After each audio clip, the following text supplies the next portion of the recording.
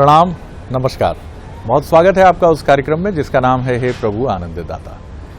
कार्यक्रम के विषय पर आए हैं उसके पहले वही विनम्र आग्रह है आपसे। 7000969440 ये व्हाट्सएप नंबर है हे प्रभु आनंददाता का, और इस व्हाट्सएप नंबर पर आप अपने सुझाव, अपने विचार, आपके मन की प्रतिक्रिया इस कार्यक्रम को लेकर आप हमें भेजें, जैसा आप हमेशा भेजते रहें। आज हम एक बहुत ही महत्वपूर्ण और कोरोना के आने के बाद जिस शब्द को आपने और हमने सुना है, एपिडेमिक, महामारी, ये जो मनुष्य की एक मानसिक संत्रास की चुनौती है, वो भी एपिडेमिक है, जिसको हम तनाव कहते हैं, स्ट्रेस। हालांकि तनाव अच्छा भी होता है और तनाव खराब भी होता है। एक सीमा का तनाव आपको बेहतर काम की तरफ प्रेरित करता है। अब किसी टीम को T20 वर्ल्ड कप चल ही रहा है और अगर किसी टीम को 20 गेंदों पर 35 रन बनाए हैं तो आप कहिए कि वो हंसते हंसते बनाएगी, तो ये गलत है, तनाव है। लेकिन उस तनाव में एक चुनौती भी छिपी है जिसको पूरा करना। लेकिन अमूमन सकारात्मक तनाव शायद खिलाड़ी ले पाते हैं, या फिर सेना में रहने वाले, या आमतौर पर जोखिम से जूझने वाले प्रोफेशन से जुड़े लोग ही इसके वास्तविक स्वरूप को समझ पाते हैं। हम में से अधिकांश लोगों की कहानी है, तनाव हमारा जीवन बदल देता है। सब कुछ होते हुए कुछ नहीं रहता। 70 या 80 के दशक की एक फिल्म का गीत था कि हमको भी गम ने मारा, तुमको भी गम ने मारा, क्यों ना ऐसा करें कि इस गम को ही मार डालें। तनाव की भी कुछ कहानी यही है। कोई ऐसा नहीं है जो तनाव से अछूता है। सबके तनाव के अपने अपने कारण हैं, और तनाव होने का जो सबसे बड़ा कारण है वो यही है कि मनुष्य नाना प्रकार की तुलनाओं से और प्रतिस्पर्धा से अपने को हमेशा लैस रखता है, अपने को अटैच रखता है। लेकिन आखिर तनाव के बिना भी क्या कोई जीवन है? क्या कभी हम में से कोई होश संभालने के बाद बिना तनाव के मुस्कुराया है? और वो कौन सा क्षण होता होगा? क्योंकि कभी ना कभी हमने अनुभव तो किया है कि अब कोई तनाव नहीं बचा। हालांकि ये बात कहते हुए भी डर लगता है कि जिस समय आपने ये बात कही, कोई तनाव किसी बड़ी चट्टान की तरह अचानक आ गिरता है। तो आज इसी विषय पर हम बात करते हैं और समझने की कोशिश करते हैं कि तनाव आखिर है क्या, और तनाव से मुक्ति का आध्यात्मिक परंपरा में, सनातन विधान में क्या उत्तर मिलता है। तो चलिए सीधे रुख करते हैं हमारे विद्वान वक्ता, भगवत गीता के अध्येता, मानस मर्मज्ञ प्रोफेसर डॉक्टर सुरेंद्र विहारी गोस्वामी जी के समक्ष। प्रणाम कर रहा हूं गोस्वामी जी, विषय आपके सामने है। आज आपने जो विषय चुना है वो विषय इतना विषधर है कि उसके विषैले फन के ताप से प्रतिदिन में शायद ही संसार का कोई व्यक्ति अछूता रहता जी। उसका संताप प्रत्येक दिन, प्रत्येक पल, प्रत्येक क्षण व्यक्ति के जीवन में बना हुआ रहता है। परमात्मा की बड़ी सुंदर कृति है ये मनुष्य का शरीर। उस शल्य चिकित्सक से पूछें जो इस शरीर के विभिन्न अवयवों की सर्जरी करता है, और जब उनके विभिन्न अवयवों में वो नाना प्रकार की प्रक्रियाओं को वशीभूत देखता है और वशीभूत करता है, तो वो खुद चमत्कृत हो जाता है कि परमात्मा ने कितना सुंदर शरीर विधान बनाया है। रोग कहाँ है ये अपने आप शरीर प्रकट होते ही, शरीर को खोलते ही वो बता देता है यहाँ रोग है। तो इतना दुर्लभ सुंदरतम शरीर मनुष्य को प्रदान किया है, लेकिन वो शरीर बलशाली होने के बावजूद भी बहुत सुकोमल होता है। सुकोमल तनाव का शाब्दिक अर्थ होता है तनाव। जब सारी प्रक्रियाओं का बोझ केवल तन पर आ जाए तो उसे तनाव कहते हैं। ध्यान रखिएगा, तब मन, बुद्धि, चित्त, अहंकार पलायन कर जाते हैं। वहां बुद्धि का भी काम खत्म हो जाता है, बुद्धि अपने फाटक बंद कर लेती है। मन जो है सुषुप्ता अवस्था को प्राप्त हो जाता है, आप्लावित हो जाता है विषयों से। अहंकार तिरोहित हो जाता है और जितने प्रकार के विषय हैं वो हमारी इंद्रियों पर एक साथ आक्रमण करते हैं और उसकी परिणति में इस शरीर का क्षय ही होता है। ये शरीर जो है, जो दुर्लभ शरीर लेकर आया है मनुष्य अपने जीवन में, 125 वर्ष की इसकी अवस्था है। ध्यान रखिएगा, 125 वर्ष सहज रूप से जीवित रह सकता है एक मनुष्य, लेकिन कौन मनुष्य जिसने जीवन में कभी तनाव ना लिया हो। बहुत सारे लोग योगाभ्यास, व्यायाम और गोली दवाई, सवेरे का सैर और तमाम प्रकार की प्रक्रियाओं से शरीर को पुष्ट रखते हैं, लेकिन क्या आप जानते हैं कि यदि आप तनाव से मुक्त हो जाएं तो आपको ये सब कुछ करने की जरूरत नहीं है। आपकी जठराग्नि प्रभावित हो जाती है। तनाव सबसे पहले आपके जीवन में उदासीनता का रोग लेकर आता है, मनोरोग का अंतिम स्वरूप। आपको वहां पर जीवन की नश्वरता जो है, जीवन असार दिखाई पड़ने लगता है। अनिद्रा आपके जीवन में लेकर आता है। नींद तो जैसे तिरोहित हो जाती है। क्रोध और पूर्वग्रह तो वहां तांडव नृत्य कर रहे होते हैं। ध्यान रखिएगा, फिर वहां आपको वो आपकी आस्तिकता को तिरोहित करके नास्तिक बना देता है आपको जीवन में, क्योंकि तब आपको लगता है दुनिया में कुछ नहीं है, न ईश्वर है, न विधान है, न संबंध है, न संगी है, न साथी हैं। आप सबके प्रति विद्रोही हो जाते हैं और इन सब का जो ताप और बोझ बढ़ता है वो इस शरीर पर पड़ता है। तनाव को आप ये समझ सकते हैं कि कोई व्यक्ति जैसे रुई का बोरा उठाकर चल रहा हो और तनाव के ताप की वर्षा हो जाए तो उस बोरे का वजन क्या कहेंगे आप। तो ये जीवन मिला है रुई उठाने के लिए, सुंदरतम रुई, 84 लाख योनि भोगने के बाद सुंदरतम शरीर मिला है। लेकिन आप तनाव की उस प्रपंचनाओं में पड़ जाते हैं और अनिद्रा आपके जीवन का उपहार हो जाती है। जीवन रुक जाता है। वैसे तो मैं अंग्रेजी के शब्दों का तार्किक विश्लेषण नहीं करता शरद जी, लेकिन इसमें स्ट्रेस शब्द मुझे बहुत अच्छा लगता है, लेकिन इसको मैं दूसरे रूप में करता हूं। तनाव का अर्थ होता है स्टे एंड विदाउट रेस्ट, बिना विराम के रुक जाना किसी स्थान पर। तनाव न रहते हुए तनाव की अनुभूति आप कब कर सकते हैं? जब आपको कोई कह दे कि चुपचाप यहां बैठना है आपको आधा घंटे, आप आधा घंटे देखिए चुपचाप नहीं बैठे रह सकते, उस समय बेचैनी हो जाएगी। बस उसी बेचैनी में वजन रख दिया जाए तो उसे तनाव कहते हैं। उसे तनाव कहते हैं। तनाव आपकी अधीरता नहीं है, तनाव व्यग्रता नहीं है, संपूर्ण तत्व जो है वो आपके शरीर पर आ जाते हैं। हमारा शरीर 2 तत्वों से मिलकर बना है। प्रश्नोपनिषद में पिपलाद ऋषि बड़ी सुंदर ढंग से ऋषि पुत्रों को ये समझाते हैं कि हमारा ये शरीर 2 तत्वों से बना है, रई और प्राण। इसके मुख्य आधार है। रई में प्राण स्थापित होता है। रई वो जड़ तत्व है जिससे शरीर बना है, जिसमें पंचभूत हैं, आंख, कान, नाक, इंद्रिया इत्यादि हैं, और उसमें प्राण तत्व स्थापित होता है। तो रई पर बोझ नहीं देना है। केवल रई अर्थात केवल शरीर पर आपने यदि बोझ दे दिया तो फिर प्राण वहां बहुत अधिक समय तक नहीं रहेगा, प्राण व्याकुल हो जाएगा। तो जैसे ही प्राण व्याकुल होता है शरीर में, जो कुछ भी आप अनुभूति करते हैं उसे तनाव कहते हैं। आपने एक बड़ी सुंदर बात की कि तनाव के आते ही बुद्धि, चित्त, मन सब पलायन कर जाते हैं। सब पलायन कर जाते हैं। तो क्या यही बड़ा कारण है कि अगर ये सब बने रहे, इनमें से कम बुद्धि बनी रहे, तो तनाव से दूरी भी बनी रहेगी? आपने बड़ा सुंदर प्रश्न किया है और उस प्रश्न में बड़ा अच्छा उत्तर भी छुपा हुआ है, जिस पर मैं आपसे अभी यही चिंतन कर रहा हूं, जिस पर मेरा ये चिंतन चल रहा था। ध्यान रखिएगा, तनाव में चूंकि आपके लिए मुख्याधार शरीर हो जाता है, तो जब शरीर हो जाएगा तो ये शरीर बिना प्राण तत्व के, बिना बुद्धि तत्व के, बिना मन तत्व के गतिशील नहीं होगा ना। तो आप तो रुक गए ना, वहां बैठ गए, आप कांप रहे हैं, आप शरीर की हर इंद्रियां तप्त हो गई हैं, तो आपकी विचार शक्ति चली गई है ना।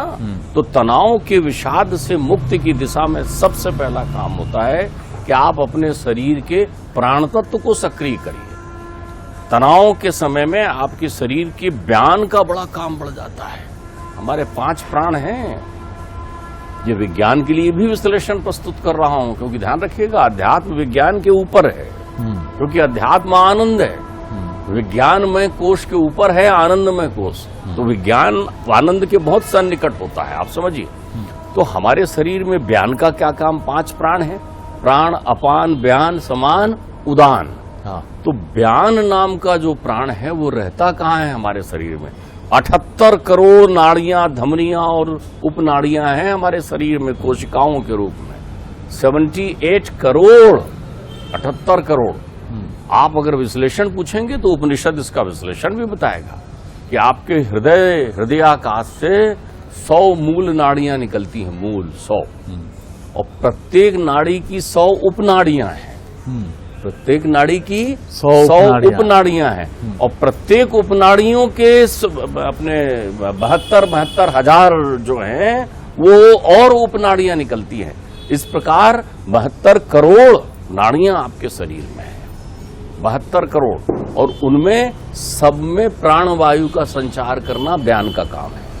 तो आपकी समस्त धमनियां, क्योंकि शरीर मुख्य आधार हो गया है ना, आप रुक गए हैं, तो सबके सब जो है एक हलचल में आकर सन्निपात की स्थिति को प्राप्त कर लेते हैं। एक साथ वेग से चारों तरफ ब्लड सर्कुलेशन हो रहा है, तो वो सन्निपात की स्थिति में आ गए। तो आप अपने प्राण के साथ समझौता करते हैं जब तनाव में होते हैं। तो अब प्रश्न ये है कि प्राणघातक इस प्रभाव को जो क्षणिक होता है, बहुत सारे लोगों को हार्ट अटैक ऐसी समय में आता है, बहुत सारे लोग जीवन से विच्छिन्न हो जाते हैं, उदासीन हो जाते हैं, पराभव को प्राप्त कर जाते हैं इस एक क्षण में। तो इस एक क्षण को हम कैसे ठीक करें, और वो क्षण जो दिन में कई बार आ सकता है हमारे जीवन में, तो हम क्या करें? तो इसका पहला सूत्र यही होता है कि आप अपने जो अंतर्मन है, जो आपके ये वर्ग चतुष्टय हैं जो आपके शरीर में, मन, बुद्धि, चित्त और अहंकार, इसको सबसे पहले जागृत रखें। बहुत सुंदर बात। तनाव से मुक्ति की दिशा में सबसे पहले ये है कि आप इसे अपने अंतरंग स्वरूप को जागृत रखें, एकदम जागृत भाव में रहें। जैसे चिमटते रहते हैं ना, एक सूत्र है, जब तनाव आए ना तो चुटकी बजाते रहिए, जब तनाव आए ना तो अपने पैर के अंगूठे को अपनी बड़ी उंगली पर चढ़ाते रहें, यूं यूं करते रहें, ऐसा ऐसा उंगलियों को दबाते रहें।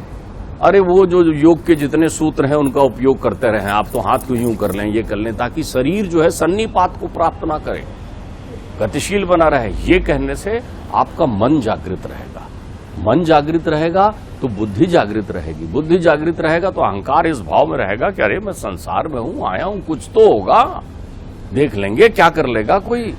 चित्त में एक लहर तो उत्पन्न होती रहे, तो तरंगे बनी रहे। इसलिए सबसे पहले आप अपने इस अंतरंग स्वरूप को, इस चारों तत्वों को, मन के चारों भाग को आप जागृत करके रखें, नंबर 1। दूसरी, अपनी गतिशीलता न छोड़ें, तनाव में ठहरे ना। तनाव और एकांत में सबसे गहरी मित्रता है। एकांत तनाव का वो विष है जिसको प्राप्त करने के बाद वो विषाद कर देता है शरीर को। एकांत बिल्कुल ना रहें आप, बिल्कुल एकांत ना रहें। जैसे ही तनाव आए तो आप जागृत, यदि अकेले कहीं हैं तो आप जागृत भाव को प्राप्त हो जाएं। तो आप बिल्कुल भी जो है एकांत का त्याग कर दें। गतिशील बने रहने का अर्थ ही होता है कि आप एक्टिव हो जाएं उस समय, किसी न किसी प्रकार के तत्वों में, कुछ उठाकर समाचार पत्र देखने लगें, कोई चर्चा करने लगें। ये फिर तीसरी और महत्वपूर्ण बात, तनाव और क्रोध में बिल्कुल वैसे ही संबंध है जैसे करेला में नीम का चढ़ जाना। ओहो, आहा, क्या बात कही।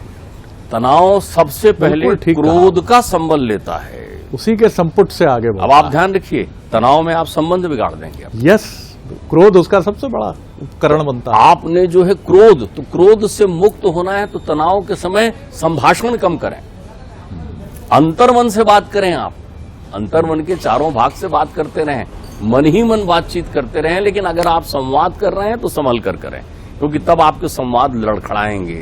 तनाव ने आपके शरीर को लकवाग्रस्त कर दिया है। वो क्या बोलेगा उस समय, क्या करेगा, अभी बुद्धि सक्रिय नहीं हुई है। प्रमाद से बचें, बिल्कुल प्रमादी ना हो। प्रमादी मतलब जो व्यक्ति जो है तनाव की स्थिति में क्या करें, अब रोजगार है नहीं, घर में इतनी बड़ी जिम्मेदारी है, इतना कर्ज हो गया है, तो वो घर में चुपचाप बैठ जाता है, जाकर कहीं चुपचाप रहना पसंद करता है, सोना पसंद कर देता है। बहुत गहरी नींद आती है, लेकिन गहरी नींद वो दिखावा होती है, आंख बंद करके सोए रहने की इच्छा होती है, वो प्रमादी नींद है जिसमें सपने दिखते हैं आपको। ध्यान रखिएगा, तनाव के समय शरीर के सारे देव जागते रहते हैं, इसलिए आपका शरीर कमजोर हो जाता है। शरीर में 14 देव हैं, ये 14 के 14 जब सो जाते हैं तब 5 अग्नियां प्रज्वलित होती हैं। प्रश्नोपनिषद में पिपलाद ये बात कहते हैं, उनसे वो पूछते हैं उनके शिष्य कि कौन जागता है जब हम सो जाते हैं, कौन दिखाता है हमें स्वप्न, किसकी कृपा से हम स्वप्न देखते हैं, अच्छा या बुरा, कौन जागता है? तो वो कहते हैं हमारे शरीर में 14 देव, 5 ज्ञानेंद्रियां, 5 कर्मेंद्रियां। तो सबसे पहले ज्ञानेंद्रियां सुषुप्त होने लगती हैं, आंख बंद होता है, कान बंद हो जाता है, नाक श्वसन काम करते रहता है, मुख बंद हो जाता है, हम सोने लग जाते हैं। तो धीरे धीरे इंद्रियां शिथिल हो जाती है, हाथ पैर और हमारी तमाम प्रकार की कर्मेंद्रियां शिथिलता को प्राप्त कर जाती है। लेकिन तब मन जागता है, और मन जागता है और अपनी स्मृतियों को लेकर वो नाना प्रकार की वो तस्वीरें बनाना शुरू करता है, वो गुंतारा शुरू करता है जिसको नींद में आप देखते हैं और स्वप्न कहते हैं, जो यथार्थ की तरह आपको दिखाई पड़ता है। लेकिन बोले कभी मन भी सोता है? बोले सोता है। जिस व्यक्ति के जीवन में तनाव नहीं होता उसका मन हृदय आकाश में जाकर आत्मा में लीन हो जाता है, तब केवल 5 प्राण जागते हैं। 5 अग्नियां शरीर में जलते रहती हैं जिसकी तपन से हम सजीव बने रहते हैं, 5 प्राण अपना काम करते हैं। तो हम तनाव में इन सबको जागृत करके रखते हैं ना, घुटन में सो नहीं रहे, हाथ बार बार इधर है उधर है। तो प्रमादी जीवन से मुक्त हो जाइए और बुद्धि कुशलता के लिए अपने से बुद्धिमान व्यक्तियों से मिलने का प्रयत्न करिए, अपने से अनुभवी व्यक्तियों के पास मिलने का प्रयत्न करिए। तनाव में एक सबसे महत्वपूर्ण कार्य और करिए, मान और अपमान भूल जाइए, मान और अपमान भूल जाइए। जब आपके जीवन में तनाव आए तो आप मान की प्रतीक्षा मत करिए, वो तनाव बढ़ाएगा, और अपमान का स्मरण मत करिए, वो भी तनाव बढ़ाएगा। तब आप ऐसा हो जाइए कि यथा प्राप्तम उपासीते हृदय ही ना पराजिता, जो मिल रहा है सबको देखते चलिए। ध्यान रखिएगा समय बीत जाता है, आपके जीवन में कितने ऐसी घटनाएं हुई हैं, आपके जीवन के कितने ऐसे गहरे पल आए हैं जब आपको लगता था कि आहा मैं जीवन में इस पल को कैसे भूल पाऊंगा, जिसमें पल पल रातों की तरह बीत रहे। आप भूल गए ना, आप वो सब भूल गए ना, आप वो गरीबी के दिन भूल गए, आप वो संघर्ष के दिन भूल गए, आप वो आनंद के दिन भूल गए जब आप शत्रुता कर रहे हैं।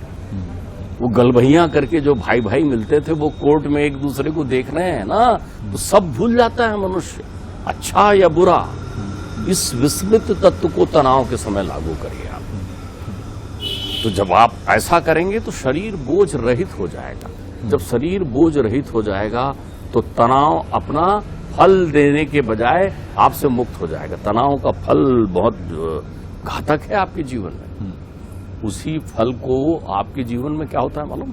बहुत सारे ये फल आपके जीवन में रखे हुए हैं, एक फल खत्म होता है तो दूसरा फल अपना प्रभाव दिखाने लगता है। तनाव का फल क्या है? चिंता। तनाव का फल है चिंता। तनाव वो वृक्ष है जो चिंता रूपी फल देता है, और चिंता रूपी वो फल है जो चिता की तरह आपके शरीर को जलाते रहता है। देखिए, आपका जीवन तो मूल्यवान है ही, लेकिन शरीर उससे ज्यादा मूल्यवान है। जीवन में चिंता असर करने लगती है और शरीर में तनाव की प्रतिकूलता दिखने लगती है। तो जो भी व्यक्ति संसार में स्वस्थ प्रसन्न चित्त रहना चाहता है, क्योंकि ध्यान रखिए तनाव में बुद्धि का जागृत होने का अर्थ होता है धैर्यवान हो जाना, और धैर्यवान होने का अर्थ होता है विवेकशील हो जाना। जो आज है वो कल नहीं रहेगा, जो कल था वो आज थोड़ी है, जो आप कल थे वो आज थोड़ी हैं आप, और जो आज हैं वो कल थोड़ी रहेंगे आप।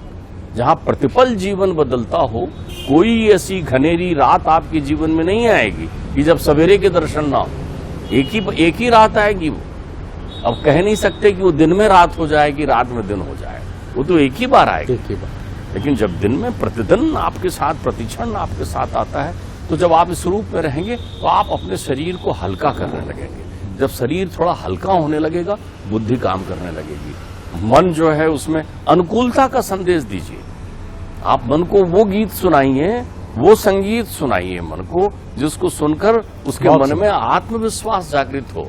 सुंदरतम कल की तस्वीर दिखाइए, उसको आशा का घूंट पिलाइए, उसको बताइए होगा। फिर आप ये सारी चीजें जो आपके पास हैं उसको किसको देंगे? तो फिर विधना को सौंप दीजिए। फिर एक ऐसी मूर्त की परिकल्पना कर लीजिए जो आपके हृदय में बैठा हुआ है, आपको देख रहा है, और उससे कहिए परमात्मा तुमने जो चुनो। एक बात और ध्यान रखिए, तनाव की अचूक औषधि जिसका नाम आपने लिया, तनाव को चुनौती के रूप में लीजिए आप। सही बात। जब भी आपको तनाव के पल आए, आप कहिए ओ एक चुनौती आ गई जीवन में। ध्यान रखिएगा, आप तो बार बार क्रिकेट की बात बताते हैं। मैं एक प्रसिद्ध क्रिकेटर से मिला, मैं नाम भूल गया, हवाई यात्रा में वो बैठे हुए थे, तो कुछ बहुत अच्छे क्रिकेटर थे, बड़े पुण्य।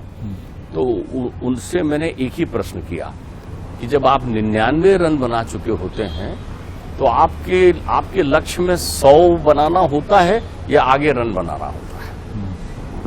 99 का अंक पार कर लिया है, तो अब आप 100 के लिए अधीर हैं कि आगे रन बनाने के लिए अधीर हैं? तो उन्होंने कहा आपने बहुत सुंदर प्रश्न किया। जो 100 के लिए अधीर होते हैं वो आउट हो जाते हैं, और जो केवल रन बनाने के लिए लगे हुए होते हैं वो कई 100 बनाकर खड़े हुए रह जाते हैं। आप ध्यान रखिएगा। तो जीवन में जब तनाव आए तो आप ये मत सोचिए कि तनाव आ गया, आप कैसे, तनाव तो आया ही है जाने के लिए। देखिए, जो भी तन में आया है वो नश्वर है, जो भी मन में आया है वो स्थायी हो सकता है। बिल्कुल आपने ठीक तो आप इस नश्वरता को तिरोहित करने का प्रयत्न। दरअसल अनुकूलन के प्रति जो हमारी आसक्ति है वही तनाव का बहुत बड़ा कारण है। हमारा पूरा मनोविज्ञान, मन, मस्तिष्क तैयार इसीलिए है कि जीवन में अच्छा हो, और इसी अच्छे के चक्कर में हम अपने को टॉर्चर करते रहते हैं। और जैसे ही तनाव आ जाता है, तनाव का एक बड़ा कारण तो यही है कि जीवन में सब अच्छा हो, और जब अच्छा नहीं होता तो तनाव माउंट होना, प्रेशर बनाना शुरू करता है। तो कितनी अच्छी बात कही डॉक्टर साहब ने उस क्रिकेटर के हवाले से कि आपका रन बनाना काम है, सेंचुरी तो अपने आप बनती चली जाएगी, आप रन बनाने के लिए आए, आप एक दिन पूरा करने के लिए आए हैं, क्योंकि एक दिन पूरा करते करते आप 365 दिन पूरे करते हैं। 365 दिन पूरे करते करते आप सालों पूरा करते हैं, और इस दौरान उपलब्धियां बोनस की तरह आपको मिलती चली जाती हैं। लेकिन अगर आप उपलब्धियों की गणना शुरू करते हैं जब से होश संभालते हैं, तो आप तनाव को ले आते हैं, जाने या अनजाने में। इस साल कितना पैकेज आया, अरे यार बहुत कम रहा पिछले साल की तुलना में, अरे यार ये तो गड़बड़ हो रहा भैया, ये तो मुश्किल हो गई, ये तो समस्या हो गई। तो आप उलझते चले जाते हैं, और मस्तिष्क विदा हो जाता है, बुद्धि विदा हो जाती है, और आप फंसते चले जाते हैं एक ऐसे काल के ग्रह में जहां आपको सिर्फ चिंता ही मिलती है जो चिता के समान है। तो मुक्त होइए इससे। बहुत सुंदर आज डॉक्टर साहब ने हमें गणना करके तमाम, मैं तो हतप्रभ हूं कि हमारी सनातन परंपरा इस अद्भुत तरीके से तनाव से निपटने का मंत्र रखती। कितनी सुंदर बात लगी मुझे कि साहब आप तो ले आते हैं अपने साथ तनाव को, जैसे ही आप बुद्धि हटती है तनाव आ जाता है। बहुत धन्यवाद डॉक्टर साहब। अगले एपिसोड में एक और विषय लेकर हम उपस्थित होंगे। प्रणाम, नमस्कार।